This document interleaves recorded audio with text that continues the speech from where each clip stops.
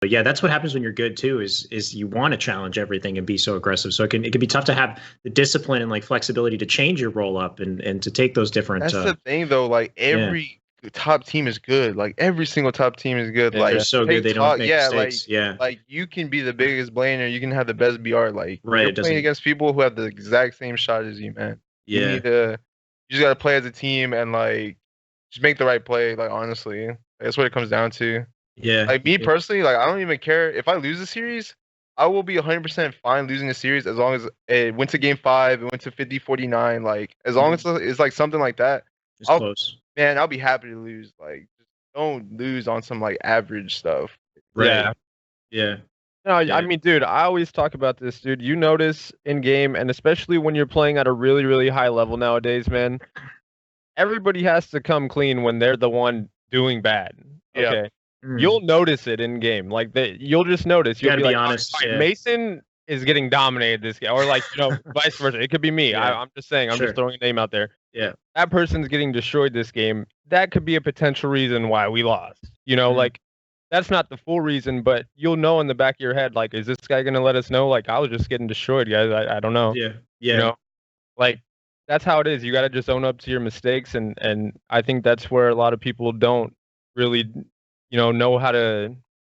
They don't know how to be honest with themselves. Yeah, they don't know how to be honest with themselves. Exactly. They kind of think that like they'll make this push and like they'll die because of it, and then they're just like, oh well, my team didn't push for me, or it's like, man, just look at the big picture and just like ask yourself, was that the best play? If it wasn't, that's fine. Just learn from it. I guess Sorry. Even with like blocking spawns and stuff too. There could be a teammate who blocked the wrong spawn at the wrong moment, and he's the reason that you guys went 4 dead. Because you got a split on the other side, and it ruined your teammate from pulling a flag. Or there's so many things like that come into the picture. It's crazy. Which is interesting because that means like subtly, I guess you guys are, when those moments happen, you're kind of listening to see how these players react to those mistakes. Do they recognize and own up or be honest about those mistakes, or do they kind of, get frustrated or blame others or whatever it is? You know what I mean? Like that's a really important part of, I guess, that whole team chemistry is like whether or not you're able to recognize those moments and own up to those moments, right? Yeah.